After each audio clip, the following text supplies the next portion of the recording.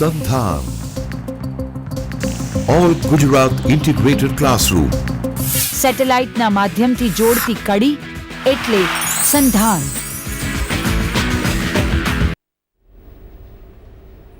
Good afternoon, friends. Myself, Dr. Tarkesh Mulia, Assistant Professor of Law, Institute of Law, Nirma University. હું આપનું સંધાન studio બાઇઝેક તરફથી દરેક મિત્રોનું હાર્દિક સ્વાગત કરું છું. આજનો મારો વિષય historical evolution of constitution of India ઉપર હું વક્તવ્ય આપીશ અને ભારતનું બંધારણ જે અમલમાં આવ્યું 26 જાન્યુઆરી 1950માં એમાં એની ઐતિહાસિક ભૂમિકા શું રહી, જે બંધારણ આપણે હાલ વર્તમાનમાં જે જોઈ રહ્યા છીએ એની ઐતિહાસિક ભૂમિકા ઉપર આપણે ચર્ચા કરીશું અને એના બિંદુઓ કયા કયા અગત્યના જે પરિબળોએ મહત્ત્વની ભૂમિકા ભજવી આજના બંધારણના સર્જનમાં, તો એના ઉપર આપણે ભાર મૂકીશું. અને હવે આપણે પીપીટી જોઈશું કે એના અલગ અલગ તબક્કાઓ શું છે. સૌપ્રથમ આપણે સમજીશું કે ભારતનું બંધારણ શું છે. તો સૌથી પહેલાં એ જાણવું જરૂરી છે કે ભારતનું બંધારણ એટલે શું. બંધારણ એટલે એક એવો દસ્તાવેજ છે જેને કાયદાકીય વૈધતા પ્રાપ્ત છે કે જેના દ્વારા સરકારના વિભિન્ન અંગો, the different framework of the government જે છે, એટલે કે એના જે 3 અંગો છે, લેજિસ્લેટિવ, એક્ઝિક્યુટિવ અને જ્યુડિશરી, એના જે મુખ્ય કાર્યો છે, એટલે કે જેના ઇમ્પોર્ટન્ટ ફંક્શન છે, શું શું છે દરેકના, એનું માળખું, એનું ફ્રેમવર્ક જેને આપણે કહીએ, એને નિર્ધારિત કરતું એક કાયદાકીય દસ્તાવેજ છે.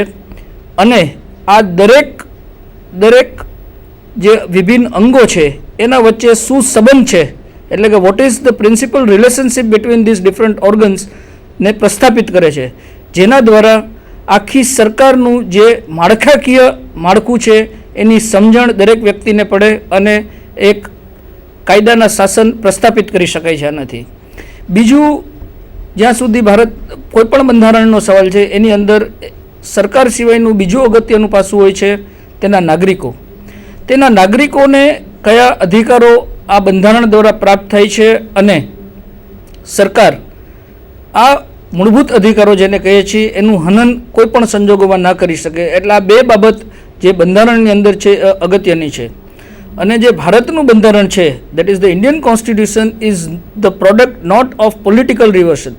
એટલે કે જે ભારતનું બંધારણ છે એ રાજકીય ઉત્ક્રાંતિ અથવા કે ક્રાંતિથી અમલમાં આવેલો દસ્તાવેજ નથી, પણ but of the research and deliberation of the body of various representatives. એટલે કે ભારતના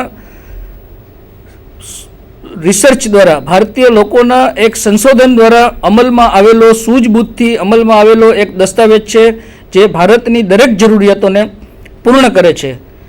અને હવે જે આનું જે આખો દસ્તાવેજ છે એને હિસ્ટોરિકલ બેકગ્રાઉન્ડ એનું જે છે એને આપણે 5 તબક્કામાં વિભાજિત કરીએ.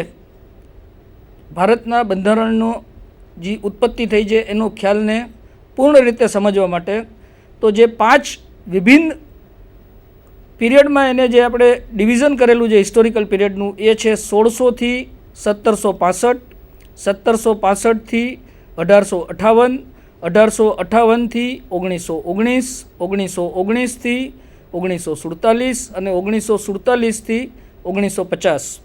હવે આપણે તબક્કાવાર જોઈશું કે આ દરેક તબક્કામાં શું શું ઘટનાઓ બની અને જેના કારણે ભારતના બંધારણનો જે આજનો ઉત્પત્તિમાં એમનું શું શું યોગદાન રહ્યું. હવે 1600નો પીરિયડ જે છે એ સૌથી અગત્યનો છે. જે વર્તમાન ભારતનું બંધારણ છે એની અંદર આ એક એવી ઐતિહાસિક ઘટના છે જેના કારણે ભારતના બંધારણનું જે મૂળ સ્ત્રોત છે ઉત્પત્તિનું એ આ 1600ની સાલમાં જાય છે. 1600ની અંદર ઈસ્ટ ઇન્ડિયા કંપનીએ ભારતની અંદર વેપાર કરવા માટેની અનુમતિ અંગ્રેજી હુકુમત પાસેથી મેળવી. એટલે આપણે એને કહીએ છીએ ક્વીન્સ ચાર્ટર દ્વારા 1600ની અંદર ઈસ્ટ ઇન્ડિયા કંપનીને ભારતની અંદર વ્યવસાય કરવા માટે અનુમતિ મળી અને આના દ્વારા એમને ભારતના અલગ અલગ શહેરમાં એક અલગ અલગ પ્રકારની વ્યાપારિક સંસ્થાન સ્થાપિત કર્યા. એમાં સૌથી અગત્યનું હતું 1612ની અંદર સુરતમાં, મુસલીપટ્ટમમાં 1639માં અને મહાનદી ડેલ્ટામાં 1690માં. આ 3 જગ્યાએ ઈસ્ટ ઇન્ડિયા કંપનીએ પ્રેસિડેન્સીની સ્થાપના કરી. હવે આ પ્રેસિડેન્સીની સ્થાપના કરવાથી તે લોકોને ત્યાં એની હુકૂમત કરવા માટેનો, એટલે કે જે અંગ્રેજોની જે ફેક્ટરી હતી, અને આની અંદર અગત્યનું છે 1640, જેમાં ફોર્ટિફાઈડ ફેક્ટરીઝની સ્થાપના થઈ.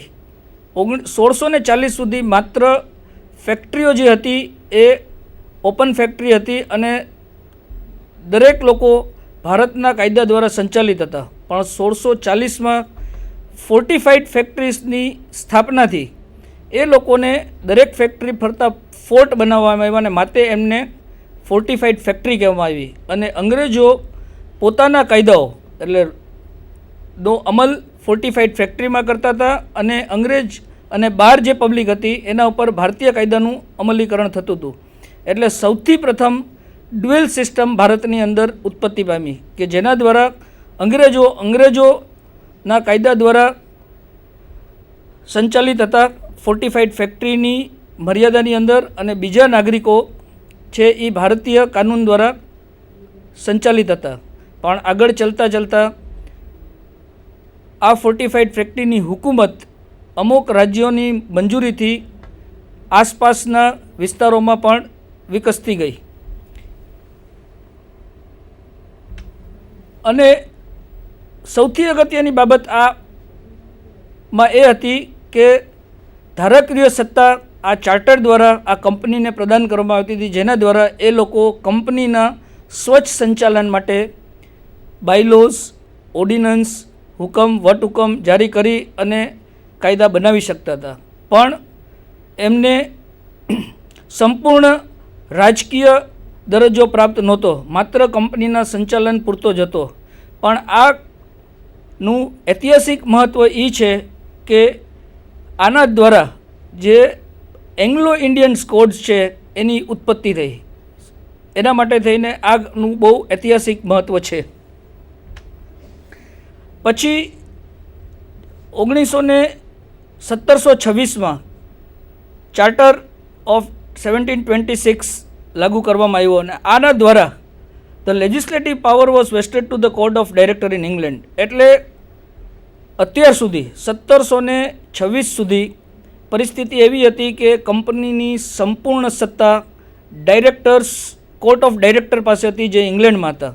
પણ કોર્ટ ઓફ ડાયરેક્ટર્સને ભારતીય પરિસ્થિતિનો ખ્યાલ ન હોવાના કારણે 1726ની અંદર આ કાયદા દ્વારા તમામ સત્તા જે ભારતની પરિસ્થિતિને સમજી શકે માટે થઈને ગવર્નર અને એમની કાઉન્સિલને આપવામાં આવી, અને આ કાઉન્સિલને દરેક લોઝ, બાયલોઝ, ઓર્ડિનન્સ બનાવવાની સત્તા સુપ્રત કરવામાં આવી. આના દ્વારા મેયર્સ કોર્ટની પણ સ્થાપના થઈ 3 પ્રેસિડેન્સીમાં, કલકત્તા, બોમ્બે અને મદ્રાસ. આ 3 કોન્સ્ટિટ્યુન્સીમાં મેયર કોર્ટની સ્થાપના કરવામાં આવી, જેના દ્વારા કાયદાનું સમાન પાલન ત્રણેય પ્રેસિડેન્સીમાં થઈ શકે.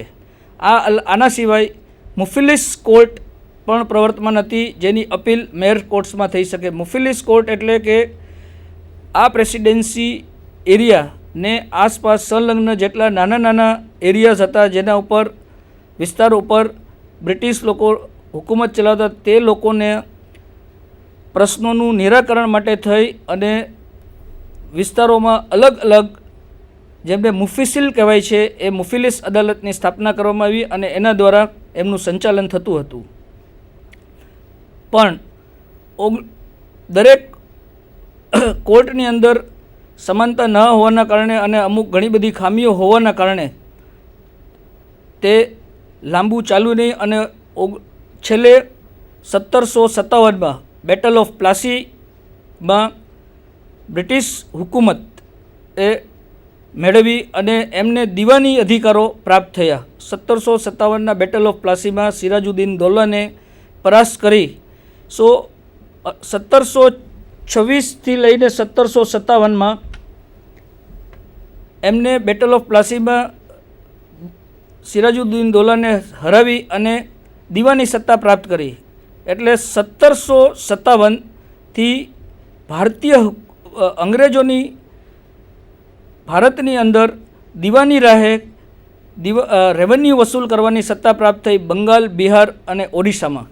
આ ખૂબ જ ઐતિહાસિક ઘટના હતી, જેને દ્વારા એ લોકોએ વિસ્તારક અથવા સર્વભૌમત્વ સ્થાપિત કરવાનું પ્રથમ પગલું હતું અને એનું બહુ જ ઐતિહાસિક મહત્ત્વ છે. પરંતુ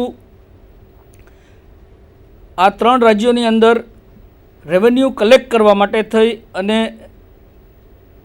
બહુ પોળા સ્ટાફની જરૂર હોવાથી તે લોકોએ આ સત્તા લોકલ માણસોને જ આપી અને એમનું સુપરવિઝન અંગ્રેજો અધિકારીઓ દ્વારા કરવામાં આવ્યું. અને માટે આને સંપૂર્ણ રીતે નિયંત્રિત કરવા માટે થઈને રેવન્યુ માટે કલેક્ટ કરવા માટે થઈને રેગ્યુલેશન એક્ટ 1773ની સ્થાપનામાં કરવામાં આવી.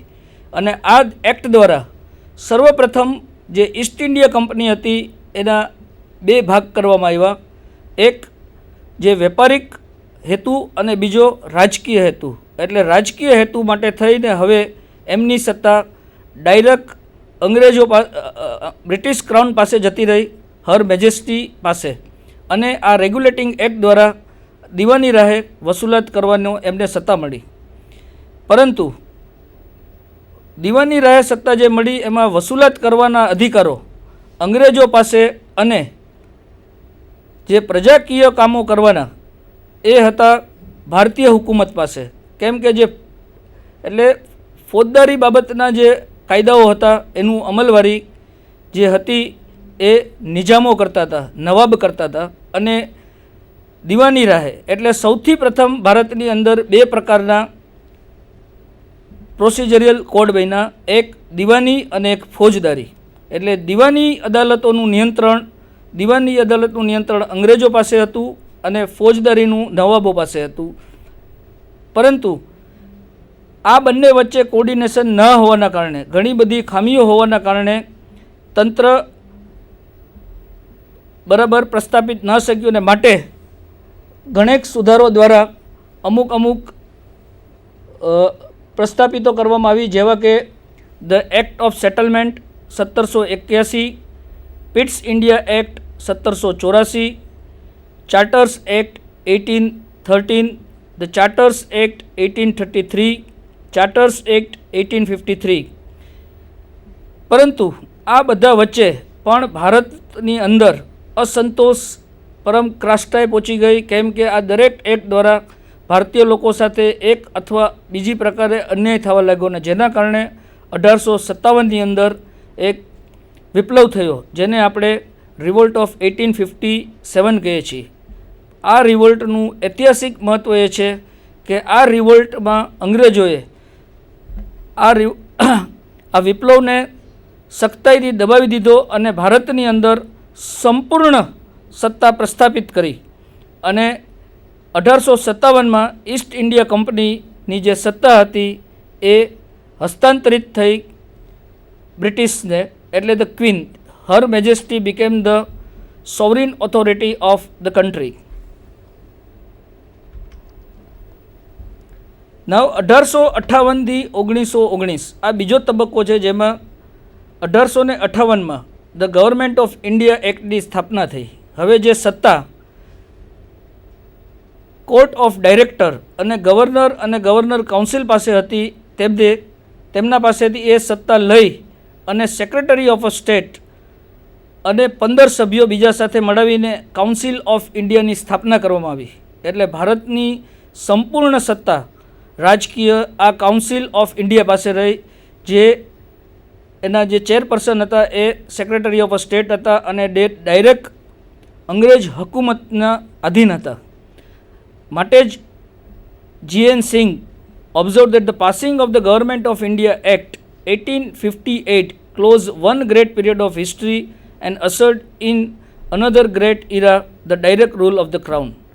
હવે 1858નું ઐતિહાસિક મહત્ત્વ એ છે કે એક ઐતિહાસિક કાળનો અંત પૂરો થયો. એટલે કે ઈસ્ટ ઇન્ડિયા કંપનીના કાળનું પૂરો થયો અને 1858થી એક બીજો ઐતિહાસિક કાળ ચાલુ થયો અને જેની અંદર સંપૂર્ણ સત્તા ક્રાઉન પાસે જતી રહી.